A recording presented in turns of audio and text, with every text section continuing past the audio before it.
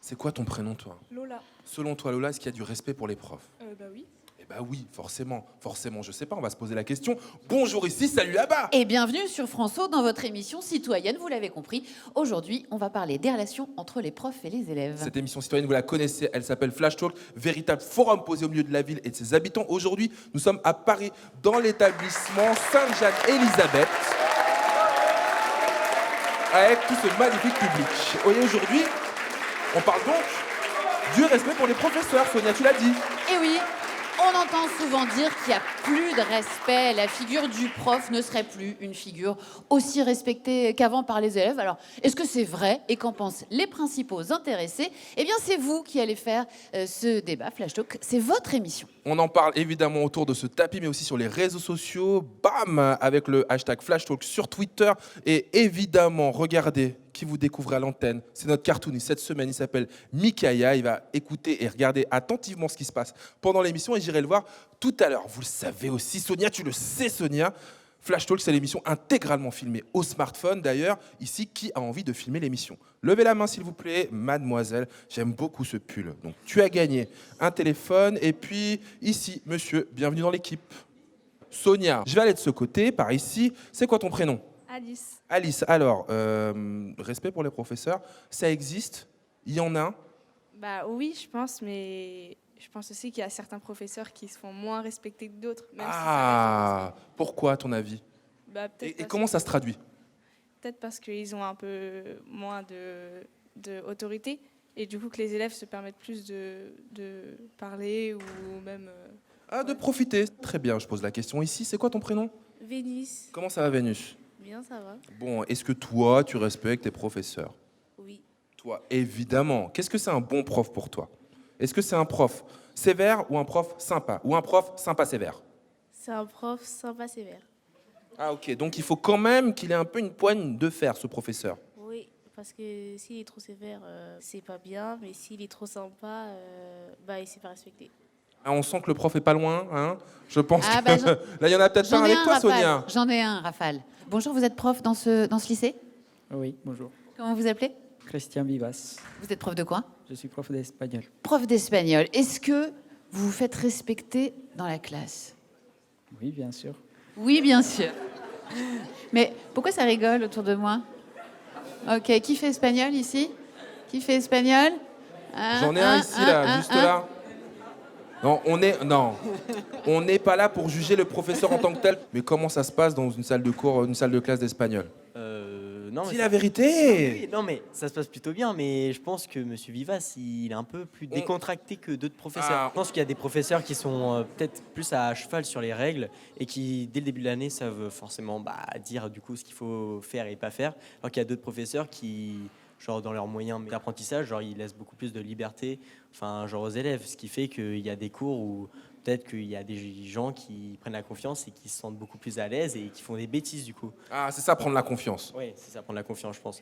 Alors, est-ce que pour se faire respecter, il ne faut pas être trop gentil? Parce que j'ai l'impression que c'est la petite musique qu'on commence à entendre. Il y a certains profs, ils sont un peu plus cool que les autres, ils sont plus sympas, du coup, ils ont plus de mal à se faire respecter. Ça se joue comme ça? Je pense que le respect et le fait d'être sympa, ce sont des choses séparées. On peut être sympathique avec les élèves, les mettre à l'aise, mais du coup, avoir une relation de respect. Le respect, pour moi, c'est quelque chose qui ne se négocie pas. Le respect des profs, on va continuer à en parler dans un instant et à en discuter, mais on va s'arrêter un petit peu sur les chiffres du débat pour bien comprendre de quoi on parle. C'est le Data Flash qui est signé Juliette Jean. 10 minutes, c'est le temps que perdent les profs, en moyenne à chaque cours, à faire de la discipline dans leur classe. Pire, le temps perdu à faire la police grimpe à 17 minutes. dans les établissements regroupant plus de 30% d'enfants socialement défavorisés. Pour les autres pays de l'OCDE, c'est 7 minutes en moyenne, selon l'étude Thalys. Pourtant, les professeurs français sont parmi les plus qualifiés au monde. Problème, pour plus de 50% d'entre eux, ils disent être mal préparés à la réalité pratique. Et souvent, les profs débutants sont nommés dans les établissements les plus difficiles, ceux que leurs collègues expérimentés ont tendance à éviter. Car ils connaissent la réalité des violences, insultes, menaces, diffamations. 22% des agresseurs sont les élèves eux-mêmes et 55% leurs parents.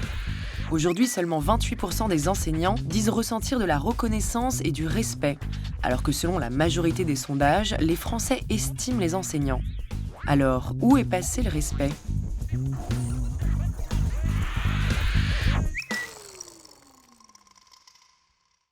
Et on va aller plus loin dans ce débat tout de suite avec Noémie Ledonné. Bonjour, vous êtes analyste à l'OCDE et vous publiez tous les 5 ans à l'OCDE un rapport, ça s'appelle l'enquête Thalys, c'est un peu l'état général des profs en France et dans une cinquantaine de pays à travers le monde. Le dernier rapport montre notamment que les profs en France y consacrent 17% de leur temps de classe à maintenir l'ordre. C'est beaucoup ça, surtout par rapport à nos voisins. Ça veut dire que les élèves français sont particulièrement indisciplinés ? Alors oui, on a trouvé que les enseignants en France consacraient 10 minutes d'une heure de cours de 60 minutes à faire de la discipline. Dans la moyenne de l'OCDE, c'est 8 minutes, donc 2 minutes de plus. C'est significativement plus.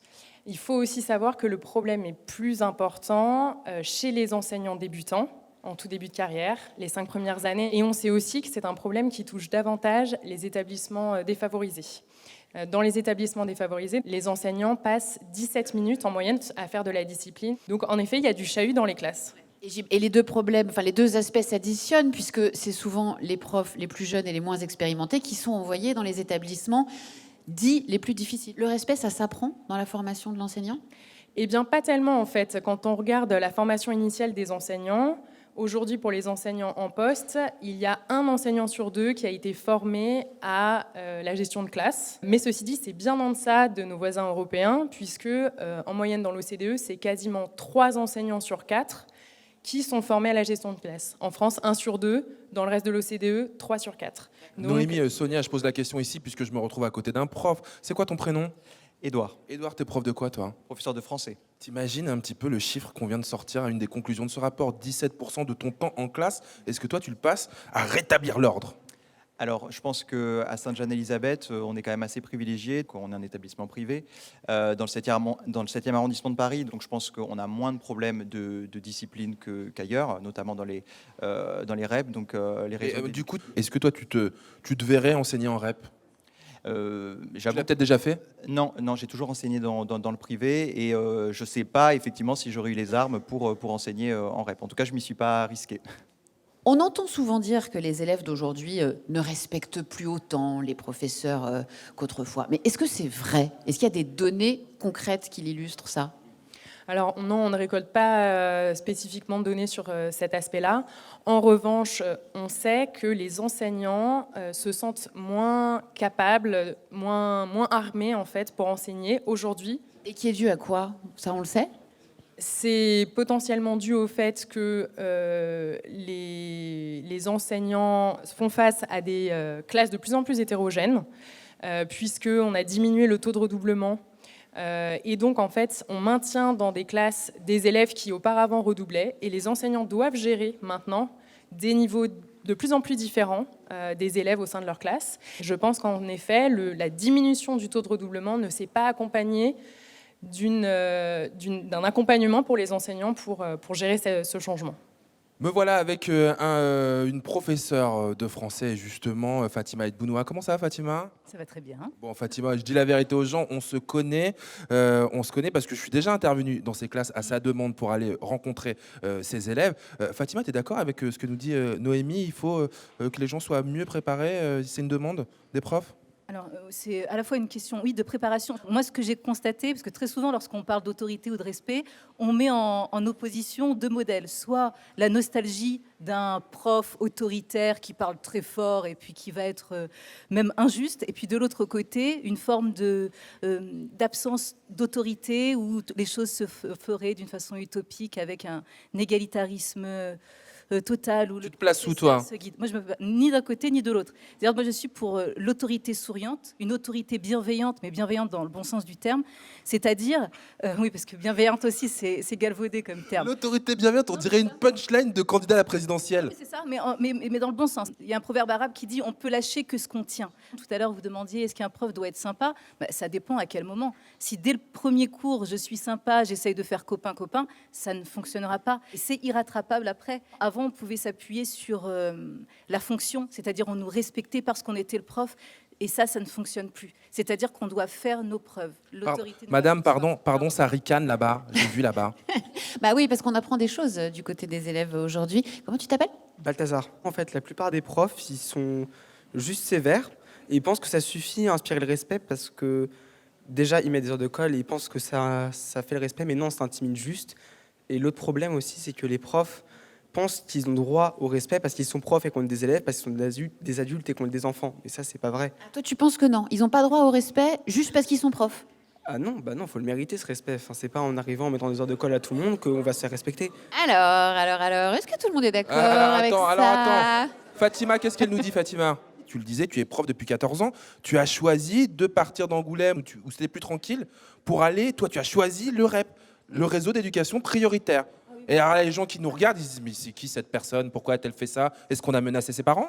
Non, j'ai choisi et j'ai absolument pas regretté pendant 14 ans, permettre d'élever les enfants et de s'élever grâce à eux, parce que j'ai beaucoup appris, parce qu'on parlait de formation, mais moi, le plus gros, je l'ai appris avec les élèves. Lorsqu'ils me disaient, Madame, quand vous êtes trop gentille avec les durs, nous, on se sent oubliés. Et donc, ça m'a permis d'être dur lorsqu'il fallait l'être. Merci beaucoup, Fatima. Tu interviens quand tu veux pendant ce Flash Talk. C'est intéressant ce qu'on vient d'entendre. Alors, j'ai trouvé la prof de français de Balthazar, Madame Vogt. Alors, vous avez entendu ce qu'il a dit, Balthazar? Il a dit, le prof, il croit que sous prétexte qu'ils sont profs, ils ont droit au respect, comme ça, sans avoir besoin de le mériter. Qu'est-ce que ça vous inspire? Il a 0 demain.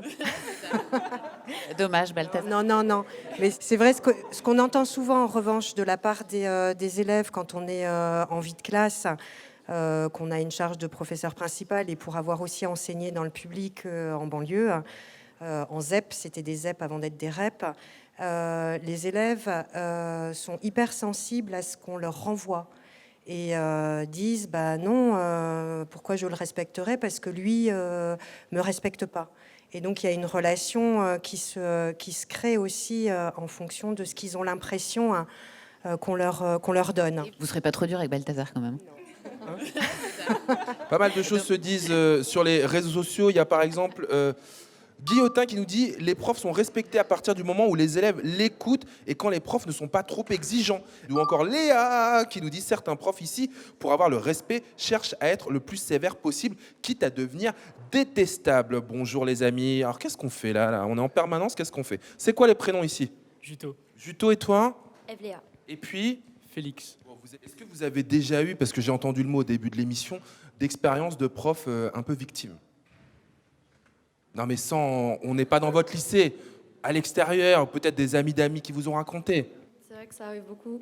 Les profs qui veulent se faire bien voir des élèves et qui essayent d'être très sympathiques, mais qui au final, la plupart des élèves profitent de leur gentillesse et le prof se retrouve totalement écrasé par ses élèves. Et ça m'est arrivé d'avoir des profs qui pleurent à cause des élèves parce qu'ils n'arrivent plus à faire cours. Ça m'est arrivé dans mon ancien établissement. Et carrément, ils pleurent en cours ou genre tu sortais de la classe, tu revenais parce que tu avais oublié ta gomme et tu le voyais sur son bureau en train de chouiner?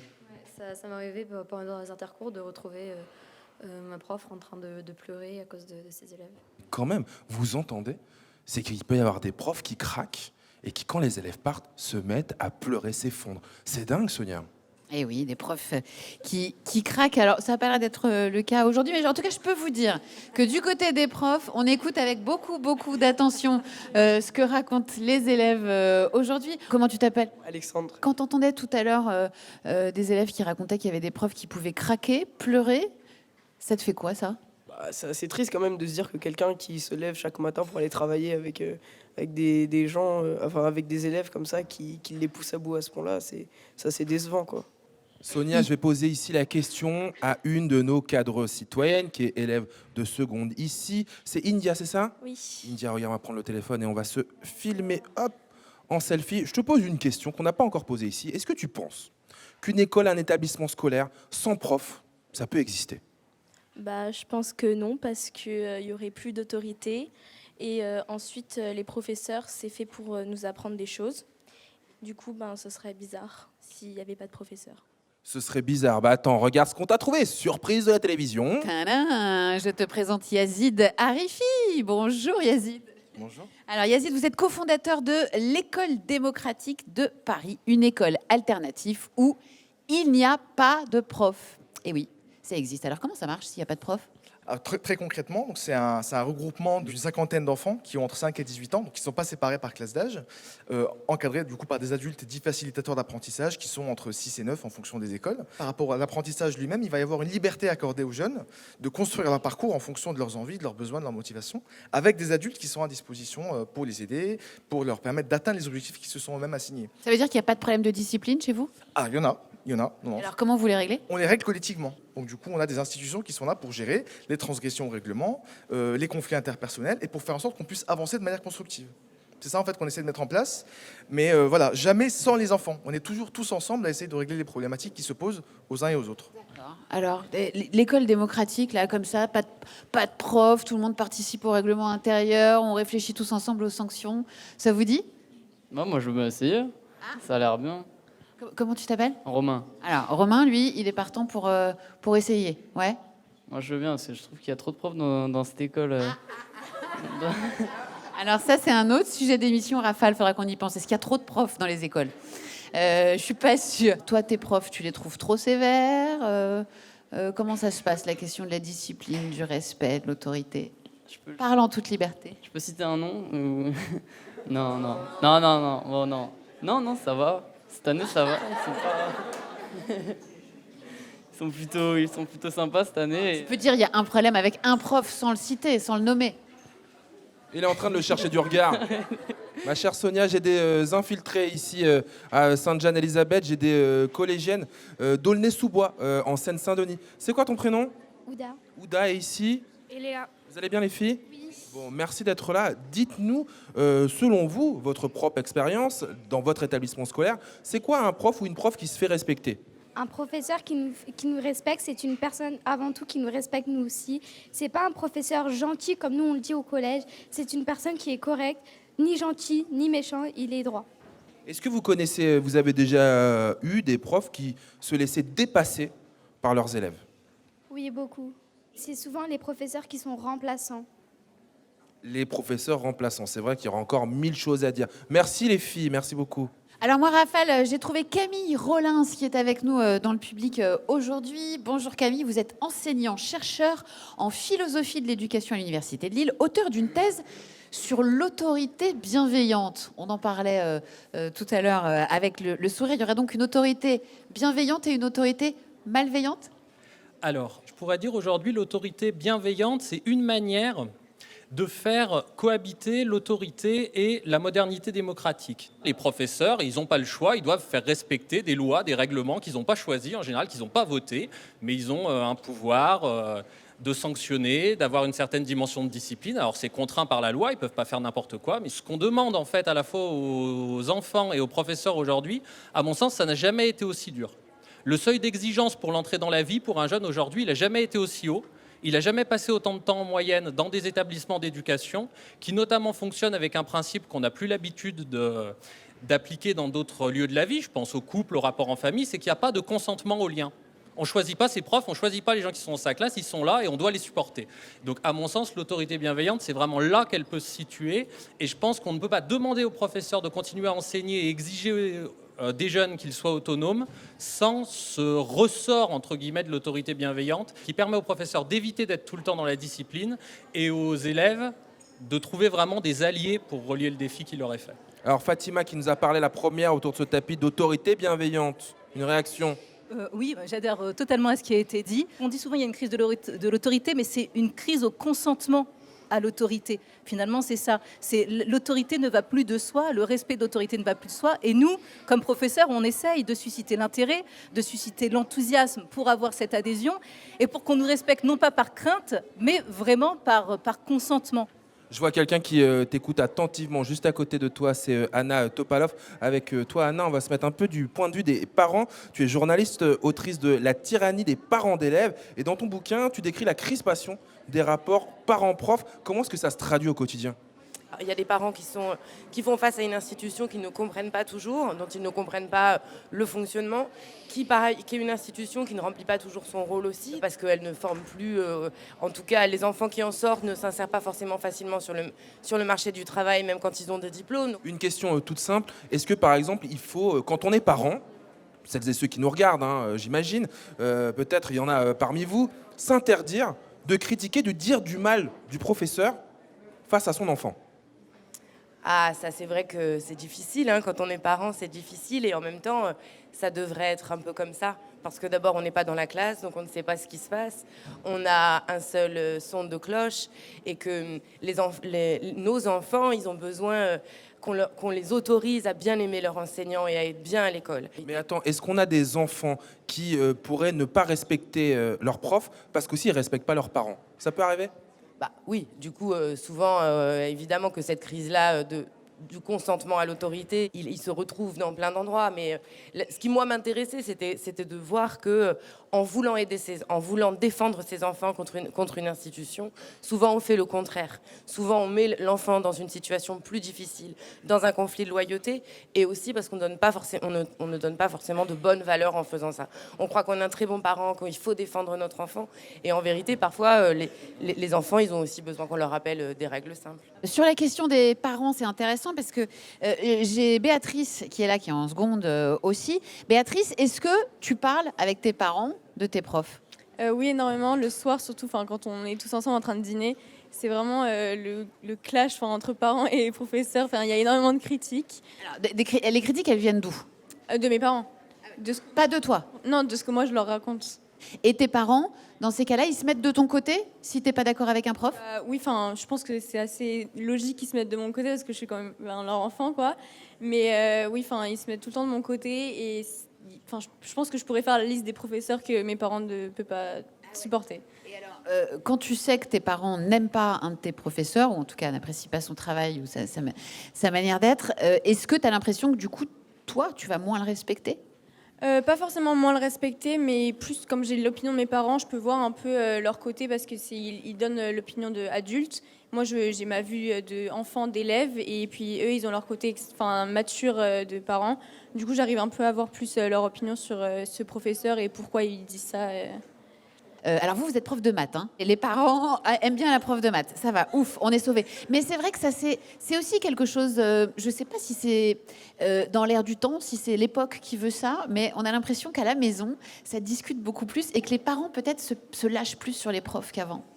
Alors oui, en tant que professeur, on a des mails des parents, parfois assez durs, en disant « mon enfant me dit si, est-ce que vous pouvez faire ça, parce que c'est pas possible ». Et là, on aurait envie de leur dire « mais écoutez, vous avez le son de cloche de votre enfant, avec sa sensibilité et ce qu'on peut comprendre, peut-être essayer de d'abord venir nous parler, venir nous demander, nous, et pour qu'on essaye entre adultes de voir ce qu'on peut faire et de voir les choses ». Et il se passe aussi pas mal de choses sur nos réseaux sociaux Flash Talk.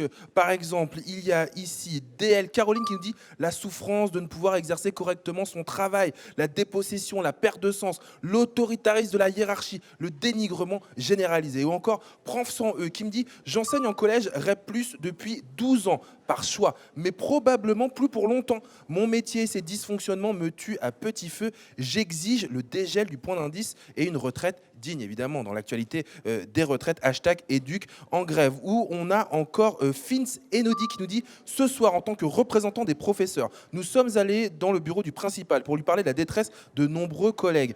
Certains sont proches de la dépression, beaucoup pensent à démissionner. Sa réponse : vous vous faites des idées. J'arrive ici dans la régie de Flash Talk, installé au lycée Sainte-Jeanne-Élisabeth, et je retrouve mon professeur préféré. Il m'a tout appris en journalisme, en stylo, en feutre, en papier. C'est Mikaya. Ça va, Mikaya? Ça va, maximum respect, cher élève. Ouais. Bam, on est ensemble. Alors, premier dessin. On a vu la difficulté de rétablir le respect, parfois en classe. On imagine 2 profs dans la salle des profs et un qui visiblement ne sait pas comment rétablir le respect en classe et sa collègue qui lui dit « t'as rien trouvé de mieux » et lui est habillé tout en panoplie de dompteur de fauves. T'as rien trouvé de mieux, celle des profs. Allons-y, un autre dessin. Aussi, peut-être une autre façon de restaurer l'autorité à l'école. On imagine carrément la militaire qui est assis et qui dit le premier qui manque de respect à votre professeur, je l'envoie en première ligne au Mali à la place du cours de SVT. C'est l'école de la vie, ça. Hein. Ah, on y va, on est sur le terrain. C'est un aller sans retour. Et puis, on continue. Là, on a vu carrément des profs qui pleurent, qui craquent. Alors, j'imagine deux profs qui disent « Avec tes élèves, ça se passe comment ?» Et il dit « Lundi, j'ai la boule au ventre. Mardi, stress et nausée. Mercredi, nausée et vomissement. Jeudi, insomnie ou cauchemar. Vendredi, extinction de voix. Mais je te rassure, je garde l'horrible migraine pour le week-end. » C'est l'enfer. Et on les embrasse, évidemment, les profs. Les amis, on applaudit Mikaya, s'il vous plaît. Hein. Bravo Mikaya, merci à tous d'avoir participé à ce débat. Camille Rollins, une formule de fin. Oui, ne pas oublier que l'autorité est toujours une relation et qu'elle ne dépend jamais que de l'enseignant ou que de l'élève, mais de la rencontre entre les deux. L'autorité est une relation qui dépend de la rencontre entre les parents et les élèves, c'est ce qu'on retiendra.